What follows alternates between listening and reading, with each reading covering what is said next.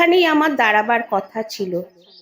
Engineers ইনস্টিটিউটের ঠিক উল্টো দিকের গেট দিয়ে ঢুকে হাতের ডান দিকে প্রথম যে নারকেল গাছটি পড়বে সেই গাছের নিচে। বলেছিল মাঠের দিকে মুখ করে দাঁড়াবে, নয়তো রাস্তার লোকগুলো আবার ড্যাব ড্যাব করে তাকিয়ে থাকবে। আমি মাঠেই থাকবো ঠিক 6টায়, কেমন? কোথায় 6টা? 6টা বেজে 35 পেরিয়ে গেল, তবু রতনের দেখা নেই। আমি ঘাড় ঘুরিয়ে আবার ইঞ্জিনিয়ার্স ইনস্টিটিউট দেখে নিলাম। উল্টো দিকে সবচেয়ে কাছের গেট এটি। রতনের তো এরকম দেরি হবার কথা নয়। ব্যাগের ভেতর দামি সব জিনিসপত্র, একা এসব নিয়ে এই গাছের নিচে বেশিক্ষণ দাঁড়িয়ে থাকাও নিরাপদ নয়। এর মধ্যে 6-7 জন যুবক ঘুরে ফিরে বারবারই যাচ্ছে সামনে দিয়ে। আমি চোখ নামিয়ে রাখি, যেন ভদ্রঘরের মেয়ে বলে ভাবে আমাকে। কেউ কেউ শীষ দেয়, হিন্দি ছবির গান গায়। একজন তো কোমর দুলিয়ে নাচলো, আর একজন আর চোখে দেখলাম লুঙ্গি ওপরের দিকে ওঠাতে ওঠাতে এত বেশি উঠিয়ে ফেললো যে লজ্জায় আমি অন্যদিকে মুখ ঘোরালাম। অপেক্ষা করা ছাড়া আমার আর উপায় ছিল না। বাড়ির দিকেও যাওয়া যাবে না। বাড়িতে এর মধ্যে নিশ্চয়ই খবর হয়ে গেছে রীতা পালিয়েছে। মার গয়না, ভাবির গয়না সব চুরি করে পালিয়েছে বাড়ির অষ্টাদশী মেয়ে। 7টা বাজে, সন্ধে নেমে এলো। যুবকেরা 6-7 জনের জায়গায় এখন 12-13 জন হয়েছে। এদিক ওদিক বিচ্ছিন্ন দাঁড়িয়ে সকলে দেখছে আমাকে, যেন আমি অদ্ভুত একটি মানুষ এসে জুটেছি এখানে। এখানে বেশ্যারা দাঁড়ায়, দুলে দুলে হাঁটে, পুরুষ দেখলে হাসে। আমি এসবের কিছুই করছি না। আমি সাজগোজ করিনি, কারোর দিকে তাকাচ্ছি না, হাসছি না, বারবার ঘড়ি দেখছি। এসবের মানে আমি বেশ্যা নই, আমি কারোর জন্য অপেক্ষা করছি। আমার বেশ ভয়ও লাগছিল, অন্ধকার নেমে এলে ওরা যদি আমাকে ঘিরে ধরে, আমি বেশ্যা নই জেনেও আমাকে ওই পার্কের ভেতর নিয়ে যায়, আরো অন্ধকারে, খাদে ঝোপঝাড়ে নিয়ে এই দাঁড়িয়ে থাকা, হেসে ওঠা, শীষ দেওয়া, গান গাওয়া যুবকেরা যদি অমন লুঙ্গি ওঠাতে ওঠাতে একেবারেই উঠিয়ে ফেলে পুরো। রতন 7:45 এলো। ভয়ে আমার গা ঘামছে। ব্যাগটাকে বুকের সঙ্গে শক্ত করে ঠায় দাঁড়িয়ে আছি। রতন এসে ফিসফিস করে বলল, এসো। গেটের কাছে দাঁড়িয়ে থাকা স্কুটারে উঠলাম দুজন। আমি রতনের একটা হাত চেপে ধরলাম, বললাম, দেরি করলে কেন? কণ্ঠ এত ভেজা, নিজেই অবাক হলাম যে এতক্ষণ গাছের সঙ্গে কাঠ হয়ে দাঁড়িয়ে থেকে ভেতরে ভেতরে আমি নিশ্চয়ই কাঁদছিলাম। রতন আবার ফিসফিস করে বলল, ওগুলো কোথায়? আমি ব্যাগ দেখালাম, জিজ্ঞেস করলাম, এত দেরি করলে কেন? আমার কি ভীষণ ভয় লাগছিল। রতন হো হো করে হেসে উঠল, বলল, ভয়? ভয় কেন? দুজন ছেলে আমাকে জিজ্ঞেস করেছে কত। তুমি কত বললে? রতন হেসে আমার দিকে তাকালো। রতনকে চিনি 6 মাস। এই 6 মাস কলেজ পালিয়ে আমরা পার্কে সিনেমায় দেখা করেছি, রেস্তোরাঁয় খেয়েছি, বন্ধুর বাড়িতে আড্ডা দিয়েছি, শুয়েছি। হ্যাঁ, শুয়েছিও। কি করব? রতন মানে না, বলে, ভাবো না কেন বিয়ে হয়ে গেছে আমাদের?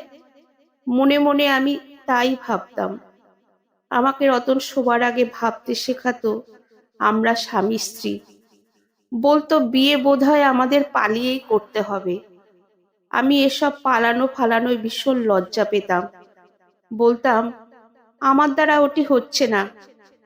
শেষ পর্যন্ত অবশ্য রাজি আমাকে হতেই হলো, কারণ 2 মাস আমার মাসিক হচ্ছে না। ডাক্তার বলেছে বাচ্চা পেটে। ব্যাস, পালাতে হলো। রতন হিসেব নিকেশ করে আমায় বুঝিয়েছে খেয়ে পড়ে বাঁচতে হলে হাতে কিছু টাকা পয়সা থাকা চাই। যেহেতু টাকা পয়সা রতনের হাতে নেই, চাকরি বাকরি করে না, বিকম পাশ করে 3 বছর বসে আছে, যেহেতু ওর বাবা মাও এখন বিয়ে করাবে না, অগত্যা আমাকেই টাকা পয়সার ব্যবস্থা করে বেরিয়ে আসতে হলো। মিরপুরের ছোট্ট একটি বাড়ির সামনে স্কুটার থামে। রতনের পেছনে হাঁটছি, হাতে শক্ত করে ধরে আছি ব্যাগ। ব্যাগে মার আর ভাবির গয়না। আলমারি খুলে ভর দুপুরে বাড়ির সবাই যখন ঘুমোচ্ছিল নিয়ে এসেছি। এর মধ্যে ওরা কি থানায় খবর দিয়েছে? মনে হয় না। মা অন্তত এই কাজ করতে দেবে না। যত হোক নিজের মেয়ে তো। মা নিশ্চয়ই কাঁদছে। খানিকটা মায়াও হয় মার জন্য। ভাবি নিশ্চয়ই আমার নামে মাকে শুনিয়ে শুনিয়ে অকথ্য সব কথা বলবে। মা কি জবাব দেবে এর? এতকাল কুটকচাল করতে গেলে মা রুখে দাঁড়িয়েছে, বলেছে ছেলের ওপর আমার দাবি আছে। এই ছেলে বানের জলে ভেসে আসেনি। ছেলের বাড়িতে তার মা থাকবে, বোন থাকবে, থাকবেই তো। রতন একতলা বাড়িটির তালা খুলে ভেতরে ঢুকলো। অন্ধকারে হঠাৎ গা ছমছম করে উঠল। নিজেকে বোঝালাম রতন আছে পাশে, কিসের ভয়। দেশলাই জ্বালাতে চোখে পড়ল কাঠের একটি টেবিল। টেবিলের ওপর মোমবাতি। রতন আরেকটি কাঠি জেলে মোমবাতি ধরালো। রতন নিশ্চয়ই এ ঘরটি ভাড়া নিয়েছে। নিজের সংসারে এই একটি টেবিল ছাড়া কিছু নেই। না থাক, ব্যাগের সোনাদানা বিক্রি করে ঘরখানা সাজিয়ে নেব। রতন আমার কত কাছের মানুষ। স্বামীর চেয়ে আপন পৃথিবীতে আর কে আছে?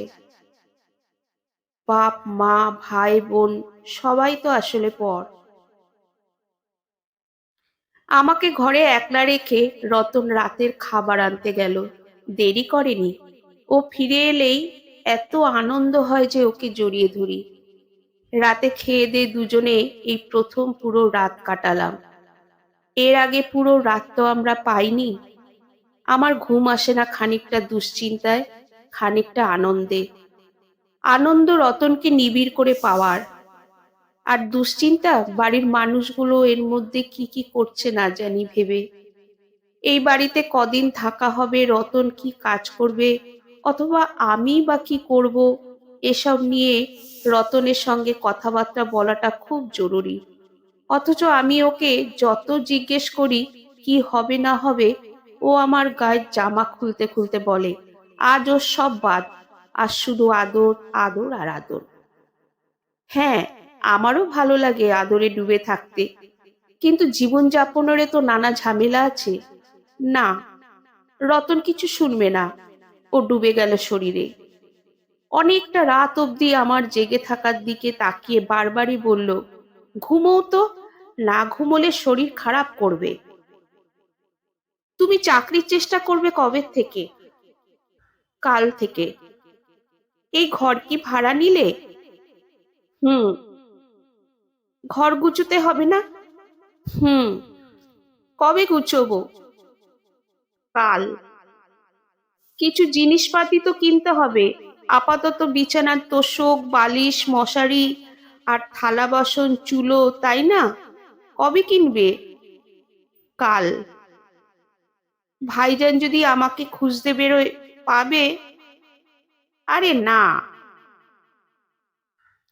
তোমাদের বাড়িতেই বরং উঠলে পারতে। তোমার মা বাবাকে ঘটনাটা জানাও। কবে জানাবে গো? কাল।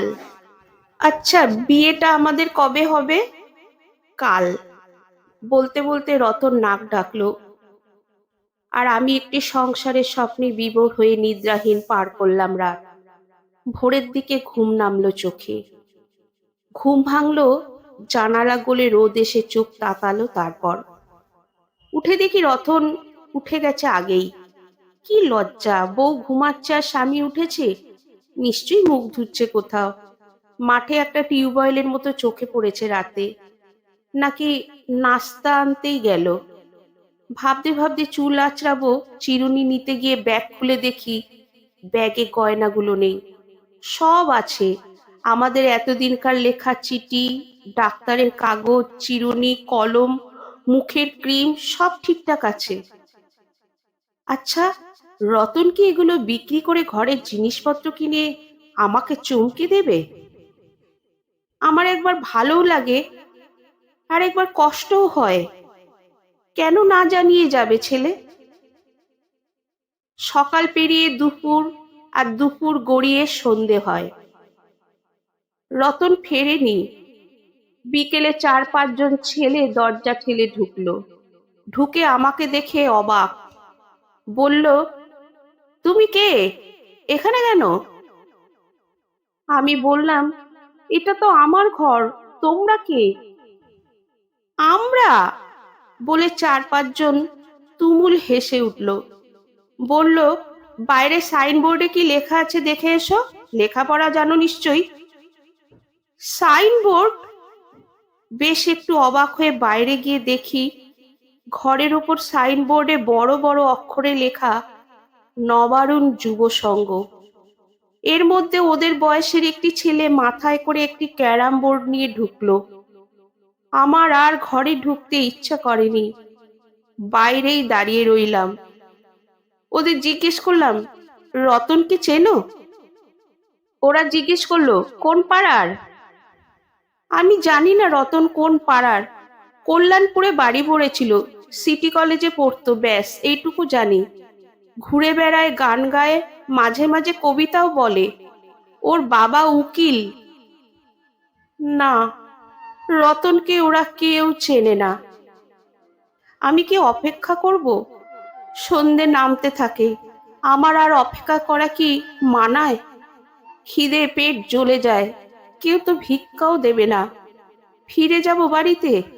ভাবি বলবে চোর, ভাই বলবে, মাও বোধহয় মনে মনে বলবে। তাদের সামনে কি মুখে দাঁড়াবো এখন? আমি আমার কাছেই খুব অবাক লাগে, বাড়ি যাচ্ছি না। বাড়িতে প্রথম মারধর করলেও পরে তো এক সময় ক্ষমাই করে দেবে। তবু লজ্জায় অপমানে মুখ তুলতে পারছি না। তার উপর পেটের মধ্যেও তো উটকো আরেক ঝামেলা। একটি স্কুটারে চেপে ইঞ্জিনিয়ার্স ইনস্টিটিউটের সামনে এলাম। মনে মনে রতনকে খুঁজছিলাম কিনা কে জানে। উল্টো দিকের গেটে ঢুকে গাছের গায়ে হেলান দিয়ে দেখি আমার গা হাত পা কেমন কাঁপছে। আমার এ কেমন পরাজয়! কোথাও এখন আশ্রয় নেই। স্কুটারওয়ালাকে হাতের ঘড়ি খুলে দিয়েছি। এখন নিজের কাছে নিজের শরীর ছাড়া কিচ্ছু নেই। অন্ধকারে কে একজন ঘায়ে হাত রাখে, চমকে উঠি। হাত রাখা লোকটি ঠাঠা করে হাসে।